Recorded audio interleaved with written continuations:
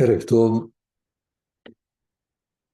אנחנו תמיד בוודאי נזכור שהלימוד שלנו הוא להצלחת חיילי צבא הגנה לישראל, שילכו לשלום, שיחזרו בשלום, וישלח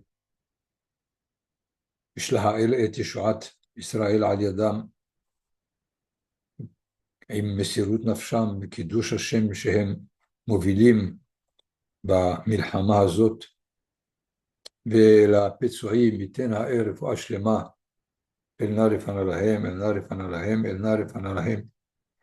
לחטופים ייתן האל אמונה וסבלנות וחיל עד שיחזרו בשלום לביתם בריאים ושלמים, ולנופלים השם ינקום דמם, ותהי נפשם צרורה בצרור החיים, אמן כן יהי רצון. Voilà, la paracha de Émor se présente sur deux volets. Le premier volet, c'est dans les chapitres 21 et 22, qui est consacré aux prêtres. Leur devoir envers les proches parents, qu'ils doivent enterrer, et seulement ses proches parents. Les femmes interdites à épouser, par exemple la femme divorcée. Interdiction de servir au temple pour des Kohanim et frappés d'une certaine invalidité. Les règles de consommation des prélèvements comme la dîme sur les produits végétaux. Et le chapitre 22 s'achève sur le sacrifice Toda, de reconnaissance, qui actuellement est remplacé par la bracha du Gomel, et le dernier verset, la mitzvah de Kiddush Hashem. Voyons déjà que cette partie déjà est très très chargée de tout ce que le monde de la sainteté exige pour être dévoilé. Le deuxième volet, au chapitre 23, détaille les fêtes annuelles, incluant le Shabbat, évidemment Pessah, le décompte du Homer, entre Pessah et Shavuot, Rosh Hashanah, Kippour et Sukkot. Le chapitre 24 rappelle l'allumage du candélabre, pour une troisième fois, la préparation des 12 pains, et le chapitre s'achève sur un événement malheureux de celui qui a maudit le nom divin. Le premier sujet de notre étude va détailler les querelles entre pharisiens et sadducéens et baïtoutisiens. Je rappelle tout simplement que les disciples de Antignosh Ish Socho, qui a reçu pour transmettre la tradition de Shimon HaTzadik au deuxième temple, s'appelaient Tzadok et Baïtous.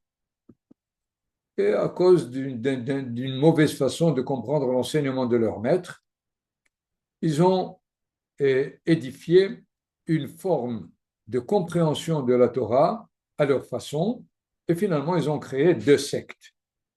Les Tzadokim et les Baïtoussim sont traduits par les Sadducéens et les Baïtusiens. Ces deux sectes, évidemment, sont en face de ce qu'était de tout temps la transmission et par les pharisiens, les prouchim. Nous allons aborder quelques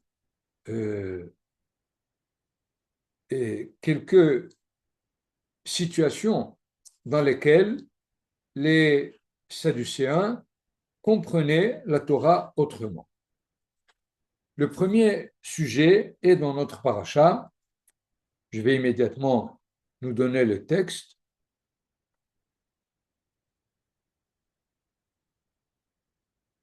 Voilà, dans le chapitre 23 de notre paracha, le verset qui nous recommande évidemment de compter le Homer. Usfartem lachem imachorat ha-shabbat miyom haviachem et Homer ha-tenfa sheva shabbatot temimot tihyena. La traduction en français est fidèle à la loi orale. Pourquoi? Puisqu'il traduit « puis vous compterez chacun depuis le lendemain de la fête ». Il traduit « mahorat ha-shabbat ».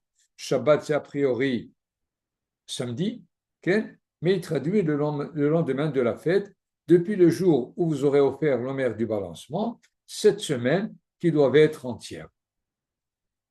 Or, nous savons que les Sadducéens traduisaient directement le lendemain du Shabbat, le samedi, et pas le lendemain de la fête comme nous le pratiquons, puisque on commence le Homer le deuxième jour de Pessah. Il peut être mercredi, il peut être dimanche, il peut être n'importe quel jour. Mais les Sadducéens, et essentiellement, c'est les Baïthuséens qui ont voulu se coller au texte dans la traduction littérale du mot Shabbat. Et dans ce cas-là, si par exemple Pessah se trouve le mardi, alors pour nous, on compte le premier jour de Homer le mercredi, alors que les Sadducéens demandent qu'il faut attendre jusqu'à dimanche de la semaine qui vient pour commencer à compter le Homer. Évidemment, Shavuot sera toujours dimanche, c'est sûr. De là, ça me rappelle l'expression dimanche de Pentecôte. C'est le chrétien. Pentecôte, c'est les 50 jours qui séparent le premier jour de Homer à Shavuot. Et dans ce sens, les Sadducéens sont les précurseurs précurseurs du christianisme.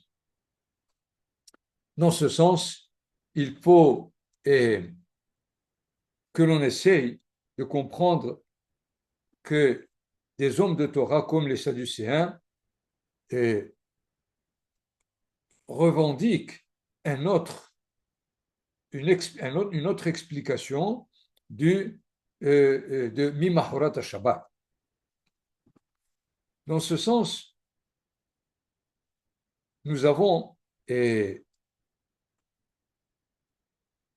pourquoi ne pas accepter leur interprétation?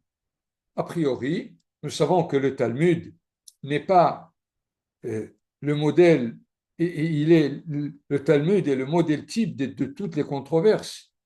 Et finalement, pourquoi ne pas accepter leur façon de comprendre le texte? Parce que ça va faire deux clans, mais nous savons qu'il y a Beth Shammai et Beth Hillel. Et plusieurs fois sur un texte de la Torah ou sur une façon de comprendre la mitzvah, les deux, Shammai et Hillel, étaient en désaccord, si on peut dire. Pratiquement en prenant un autre exemple. Aujourd'hui, alors que le premier jour de Hol HaMoed, chez nous, c'est Hol HaMoed, et dans tout l'exil, dans toute la diaspora, c'est un jour de fête.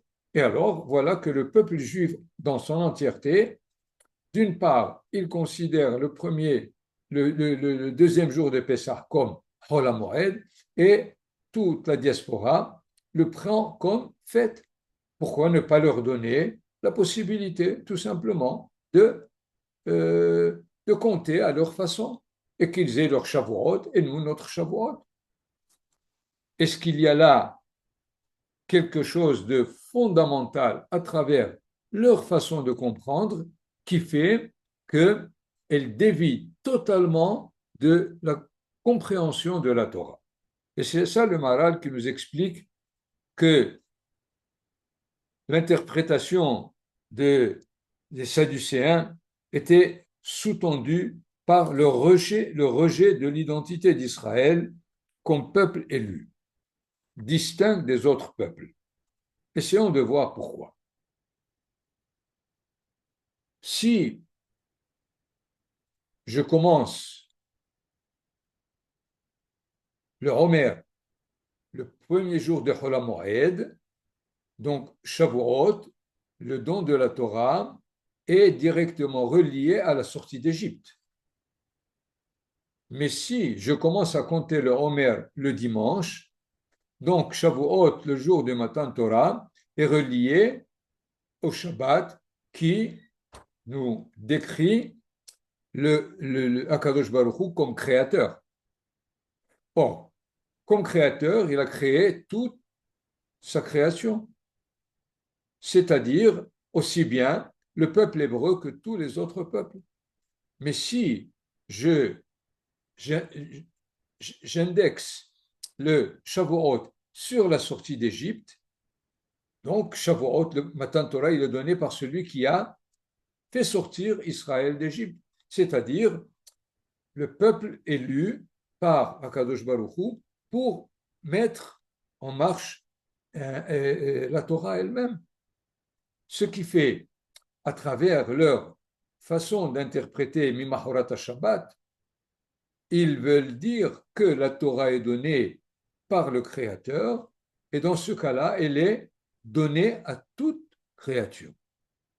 Et la Torah n'est pas le propre du peuple d'Israël, et donc tout celui qui viendrait appliquer la Torah ferait part de la collectivité d'Israël. Donc, ce n'est pas simplement un commentaire, mais c'est beaucoup plus une idée de base qui, qui mène, qui donne à Mimahorat Shabbat, qui lui donne une interprétation selon leur base de compréhension de ce que doit être la Torah. Est-ce qu'elle est donnée par celui qui a délivré Israël, qui a fait sortir Israël d'Égypte et lui a donné cette mission de mener l'histoire, ou bien c'est celui qui a créé son monde.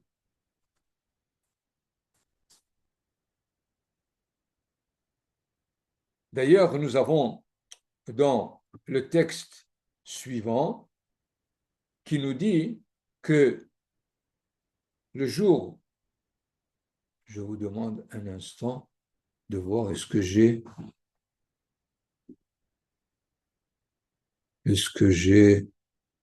mis en marche, oui ou non? Oui, alors Hachem, ça va. Donc, je vais reprendre le texte lui-même qui est rapporté par la Gemara et qui nous dit que du temps du deuxième temple, les Hachamim avaient fixé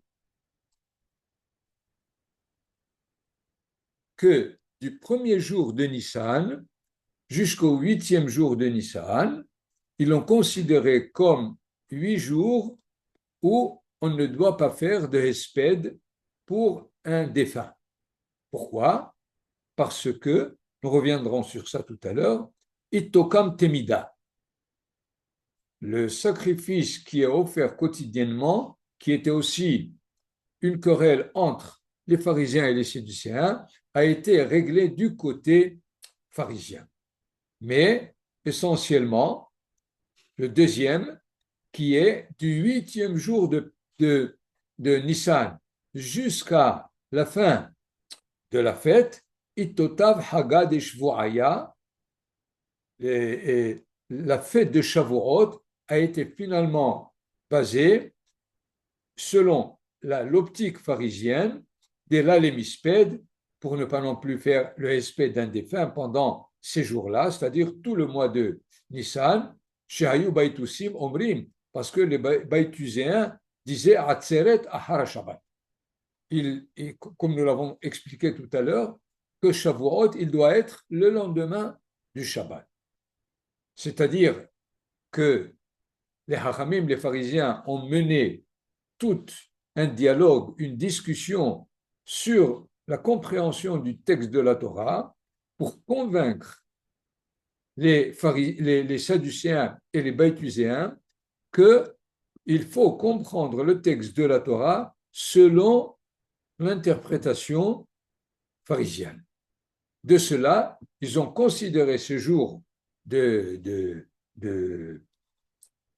conquête, si on peut dire, dans cette guerre contre les Sadducéens, et ils les ont donnés comme des jours de petites fêtes où on ne fait pas de hesped pour le défunt à cause de un peu de la tristesse ou de la douleur que l'on peut éprouver au moment où on fait le hesped lui-même. Donc, nous avons expliqué quelle était la base essentielle de leur interprétation de Mimahorat Shabbat, mais il faudrait aussi ajouter une raison de Rav Kook qui présente les Sadducéens avec une raison d'orthodoxie et d'un ritualisme formel poussé jusqu'à l'absurde. Parce qu'ils pensaient, selon les pharisiens, que si le premier jour de Pessah, par exemple, est vendredi, le deuxième jour, c'est Shabbat. Et il faut moissonner la mesure d'orge à offrir au temple Shabbat. Pourquoi transgresser le Shabbat? Selon leur interprétation, on moissonnera le Homer toujours à Moussaï Shabbat sans crainte de transgresser le Shabbat. Mais qu'y a-t-il derrière ce conformisme rituel d'une orthodoxie qui est tellement poussée à l'extrême? C'est que les Sadducéens acceptent que la libation de la mesure de Homer est un culte dans le Beth Amikdash. Mais l'acte de la moisson elle-même, par les envoyés du Sanhedrin, était un acte était un acte profane, qui finalement profane le Shabbat, si on se trouve dans la nécessité de moissonner le Shabbat. C'est-à-dire que selon les Sadducéens, et selon la loi orale des pharisiens, l'acte agricole de la moisson est finalement un acte qui est cultuel de la nature de la nation d'Israël, alors que les Sadducéens considéraient cet acte à une occupation et individuelle et personnelle. Donc, nous voyons que c'est sur une base d'une interprétation qui qui finalement touche les principes essentiels de la nation d'Israël, qui, dans le cas, encore une fois, du Homer, l'agriculture d'Israël porte en elle la capacité du dévoilement de la sainteté. Et dans ce cas, on peut même moissonner le Shabbat s'il s'agit d'une minhat tzibur, d'une libation du tzibur lui-même. Alors que nous voyons comment les Sadducéens, à travers leur interprétation, qui est finalement basée sur le fait que toute l'agriculture d'Israël, même au niveau national, n'est qu'un acte utilitaire et qui ne peut pas porter en lui-même un niveau de dévoilement de la sainteté en Israël. Je vais reprendre maintenant le premier enseignement qui faisait encore une fois une querelle entre les Sadducéens et les pharisiens. Shehayu tzdukim omrim yahid mitnadev umevi tamid. Il y avait le sacrifice quotidien de deux béliers, un le matin, l'autre l'après-midi. Et nous savons qu'ils étaient acquis de Mahatzit HaShekel que chaque homme d'Israël donnait, et de l'ensemble de ces Mahatzit HaShekel, on achetait tous les sacrifices nationaux. Mais les Sadducéens disaient Yahid mitnadev umevi tamid. Ils considèrent que même l'individu peut donner comme don et que ce don soit le korban tamid lui-même et pas seulement le sacrifice quotidien n'a pas à être seulement de la caisse nationale. Maïdarouche, d'où est-ce qu'ils ont tiré cette idée? Et takev esehad ta'aseh baboker, Voilà, la Torah nous dit que le premier bélier, tu le feras le matin et c'est dit au singulier, et aussi bien, c'est dit au singulier. Alors pourquoi ne pas donner à l'individu la possibilité d'amener le sacrifice quotidien? Qu'est-ce que les pharisiens ont répondu? Reprend le texte lui-même. Depuis le début, et korbani lahmi ishai tishmeru lehakrivli bemoadon. Tishmeru, c'est au pluriel. Donc, sheyu kulam ba'im mitrumat alishka. Que tous les sacrifices qui sont au titre de toute la communauté ne doivent être que du prélèvement et de toute la nation du Mahatzit HaShekel. Pourquoi prendre Tishmeru et pas Ta'aseh? Finalement, si les pharisiens apportent le terme Tishmeru au pluriel, voilà que les Sadducéens disent qu'il y a aussi l'expression du singulier dans ce sacrifice. Il faut donc finalement essayer de comprendre qu'est-ce qu'il y a derrière l'interprétation sadducéenne pour ne pas leur permettre la possibilité de la réaliser. Il semble que les sadducéens sont arrivés à comprendre que le culte n'est pas au niveau de toute la collectivité, parce que toute la collectivité d'Israël est finalement formée d'un ensemble d'individus. Et si cette nation est un ensemble d'individus, chaque individu est important. Ils ne sont pas capables de comprendre que la nation forme une entité complètement différente de la somme de ces individus.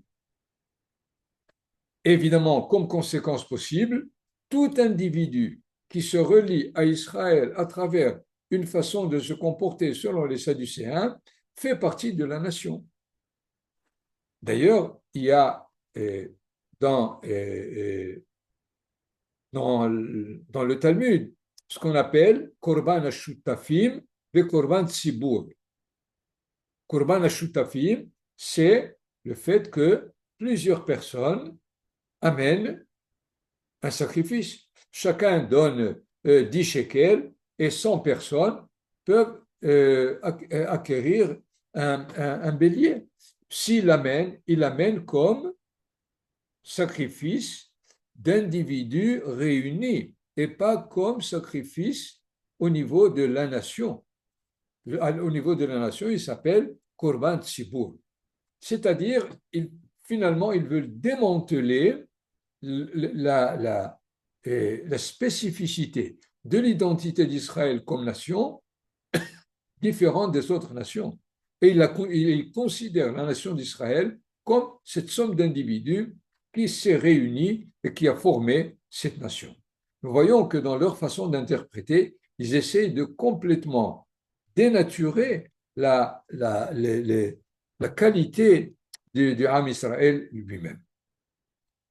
C'est pour cela que les Hachamim ne peuvent pas les accepter, pas parce qu'ils n'acceptent pas d'autres interprétations que ceux qu'ils interprètent, mais lorsque l'interprétation, comme nous le voyons dans ces deux cas, du Homer et du sacrifice quotidien, ils ont derrière leur façon d'interpréter une idéologie de base qui détruit le principe, l'élément principal de la nation d'Israël.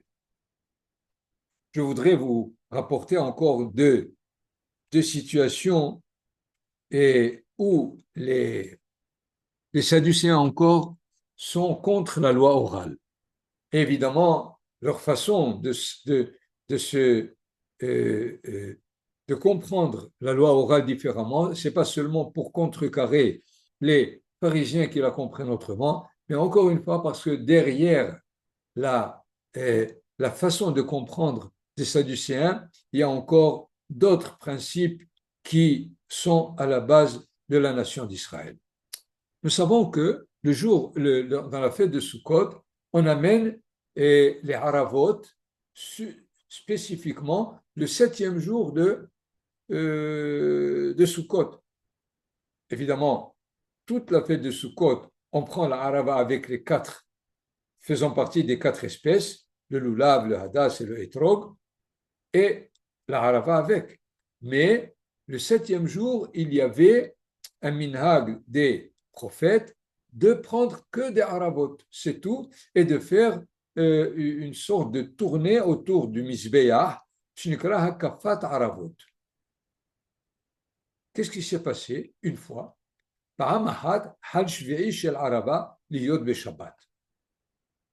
7e jour donc de Sukkot et Shabbat. Évidemment, ils ont apporté des, des, des gerbes de Harava avant Shabbat pour que le lendemain Shabbat, on fasse la mitzvah de Harava. Mais la mitzvah de Harava, c'est de par la loi orale. Et les Baïtuséens, ils ont dévoilé qu'on a apporté ça, comme ils sont contre, qu'est-ce qu'ils vont faire? Ils les ont pris, Netaloum, ou Kvashun Tahat Avanim. Ils les ont mis sous des pierres. Évidemment, les pierres sont mouktsé, et tu ne peux pas enlever le mouktsé pour prendre des haravot. Parce que aussi bien le mouktsé que les haravot sont des institutions de la loi orale. Qu'est-ce qui s'est passé le lendemain?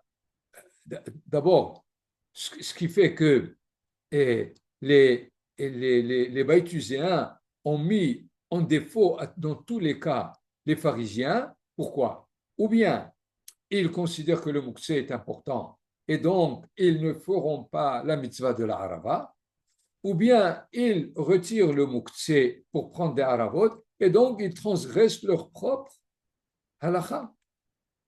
Et donc, ils ont mis finalement les pharisiens dans cette situation impossible. Les Mahar, mais le lendemain matin, sont arrivés très tôt à Meharetz. Les hommes du peuple, eux, ils ne connaissent pas la halakha. Ushmatu mitahat avanim, et ils les ont sortis dessous les pierres. Vehevi'u makohanim, uzkafum betzideh hamizbeah. Et finalement, ils les ont pris, les Kohanim, et ils les ont mis du côté du Mizbeach pour en faire le tourner.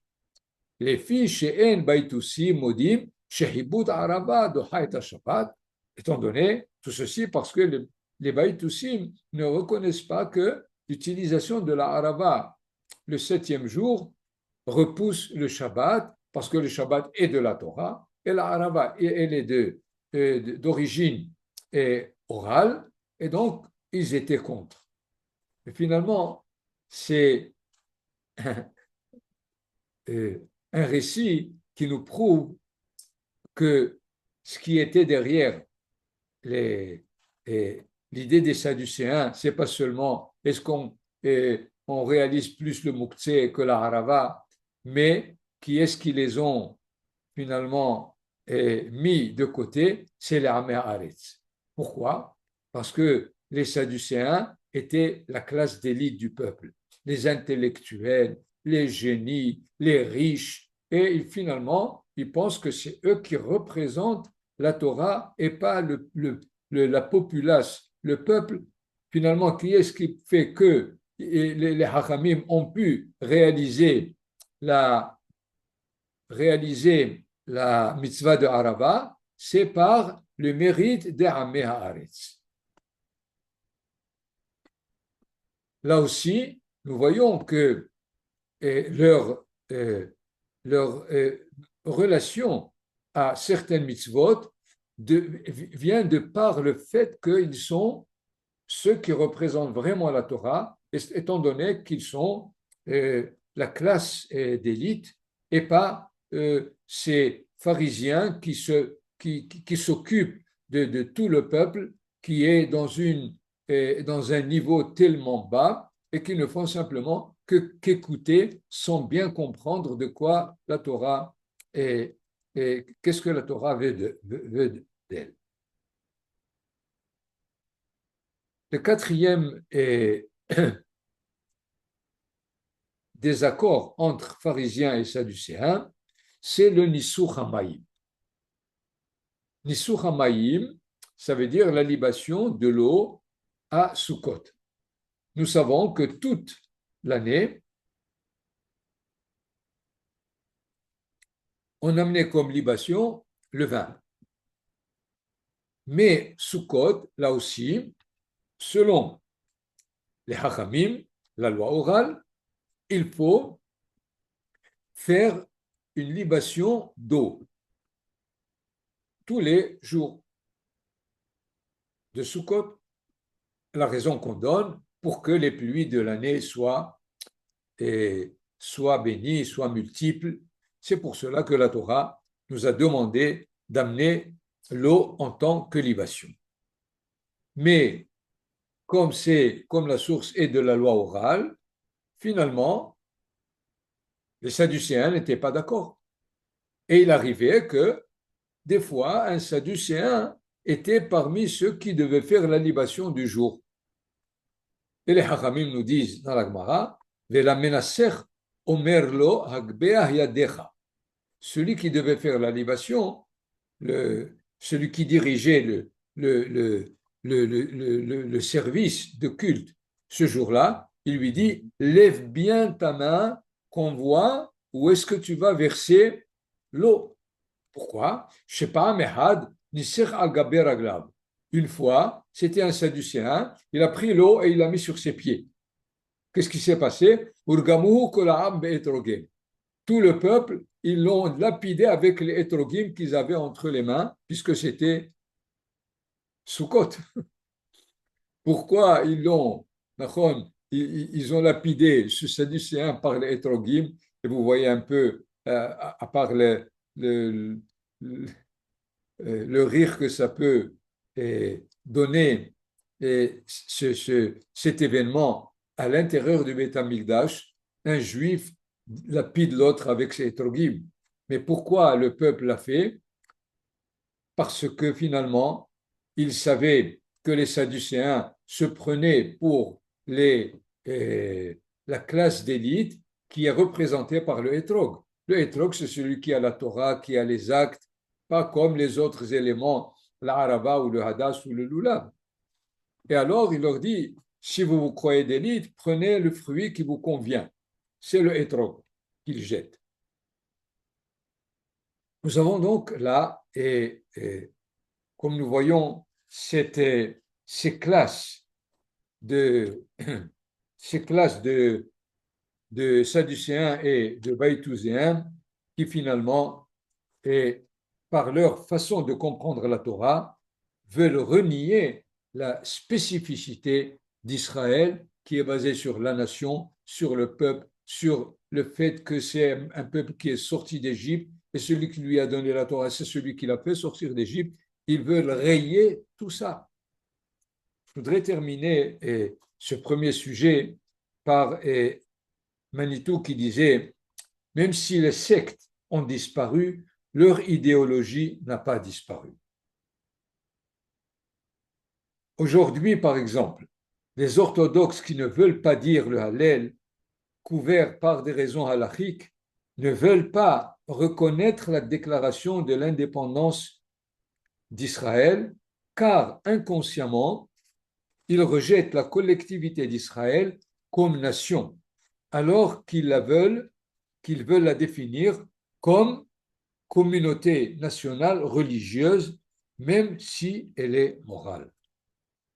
Nous voyons que ce que les Hachamim nous racontent, ce n'est pas simplement pour nous dire qu'est-ce qui s'est passé du temps du deuxième temple, mais ils nous mettent en garde pour savoir qu'il faut faire toujours attention de savoir garder les principes fondamentaux d'Israël et ne pas seulement se baser sur des interprétations halachiques qui, évidemment, comme nous le voyons, les Sadducéens considéraient le Shabbat que c'est très important par rapport à la moisson de ce qui va être la Minhat HaOmer et d'autres considérations que nous avons compris dans ces quatre possibilités de querelles entre sadducéens et pharisiens, et dans ce cas-là, l'idée risque de continuer à travailler à l'intérieur du peuple d'Israël sous telle forme ou sous telle autre.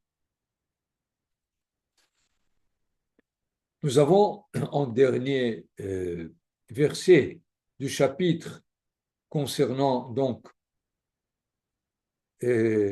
la collectivité des Kohanim, ולא תחללו את שם קודשי ונקדשתי בתוך בני ישראל, אני השם מקדישכם. C'est clairement et nettement l'interdiction de la profanation du nom divin et la mitzvah de pratiquer le Kiddush Hashem. Donc, il y a là, si on veut résumer le premier volet de la paracha, comme nous l'avons déjà dit, comment la Kedusha concerne plusieurs, à la limite, tous les niveaux de la création. Étant donné que nous avons la matière qui, elle, est sujette à la Kedusha. Lorsque on veut faire la soukha, ben on prend de la matière végétale pour faire la soukha. On est obligé de prendre les 4 espèces. Tous les sacrifices utilisent l'élément animal. Il faudrait faire un jour un petit travail de prendre les 613 commandements et de tirer tous les commandements qui ont pour nécessité la matière elle-même. Je vais vous donner par exemple une halakha du Shabbat. Il faut allumer les bougies de Shabbat. Est-ce que allumer les bougies de Shabbat, c'est une question pratique pour être dans la lumière simplement, ou bien c'est une mitzvah qui prime avant tout le Shabbat lui-même, étant donné que les Haramim ont décidé que celui qui a ou bien acheté une bougie ou une lahmaniya pour Seudat Shabbat, il demande qu'il achète la bougie même s'il ne mange pas Shabbat.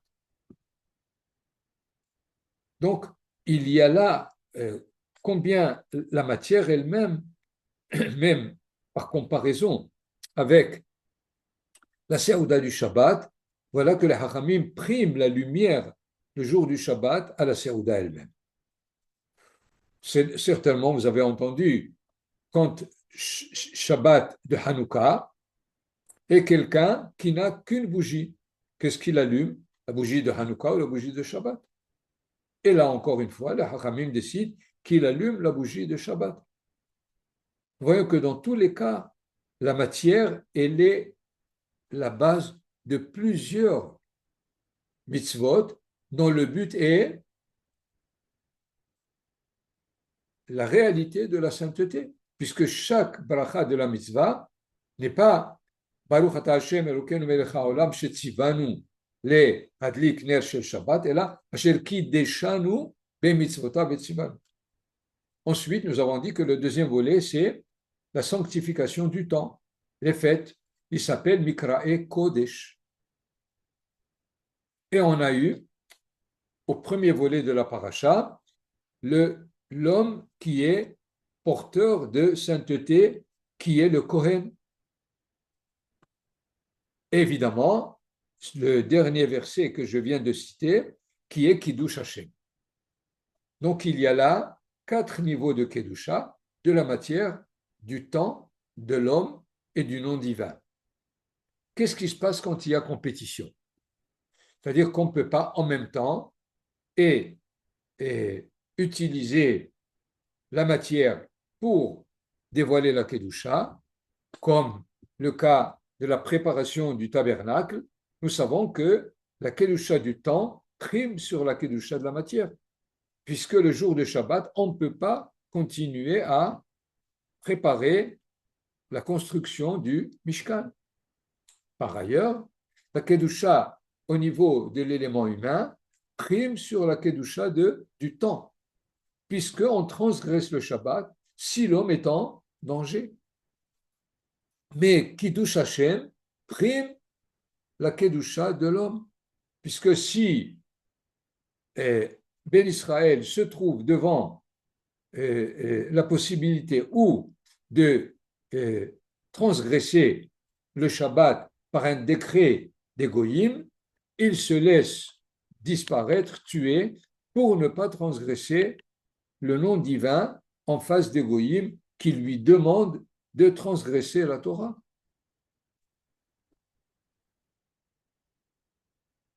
Nous savons que Kiddush Hashem, dans la halakha de façon détaillée, et par exemple dans le Yad HaZaka de Maïmonide, c'est finalement une mitzvah qui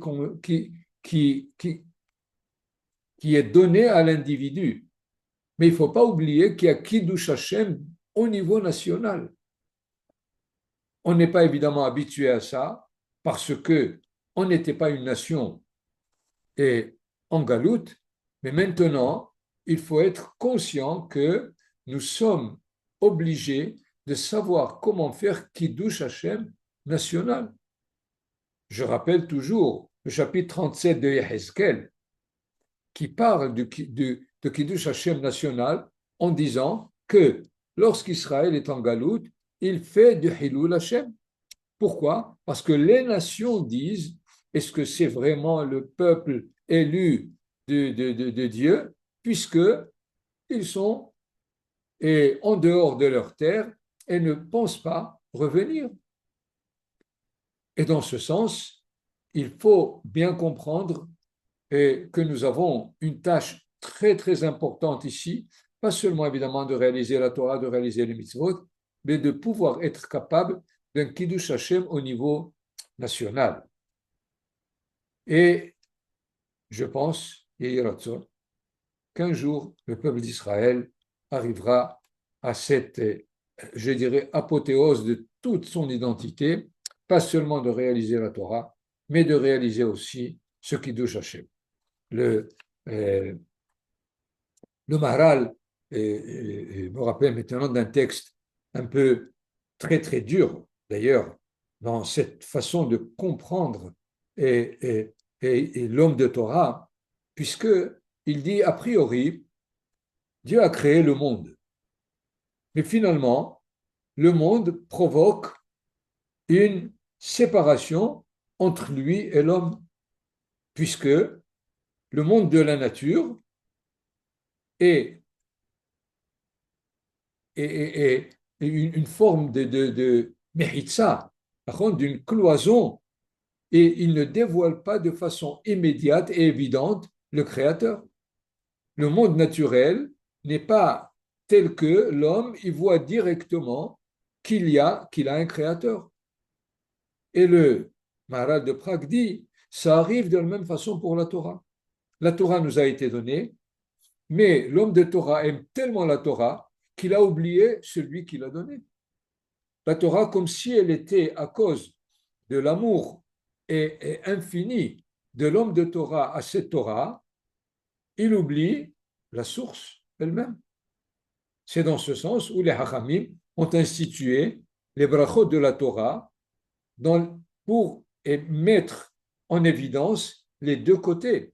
D'une part, al divrei Torah, je réalise la mitzvah de l'étude de la Torah, et évidemment, je la fais avec joie, et je sais que c'est la vie de tout homme d'Israël d'étudier la Torah. Mais n'oubliez pas que dans les brachot de la Torah, il y a Baruch ata Hashem noten ha-Torah. On fait la bracha pour rappeler celui qui nous a donné la Torah. Donc, il y a là un élément de Kiddush Hashem supplémentaire dans ce verset, puisque Venigdashti betor bene Israël. Je serai sanctifié à l'intérieur de tous les Bnei Israël. Il n'est pas donné simplement Venigdashti Venigdashti l'echol Israël, mais à tous les enfants d'Israël qui représentent le peuple lui-même.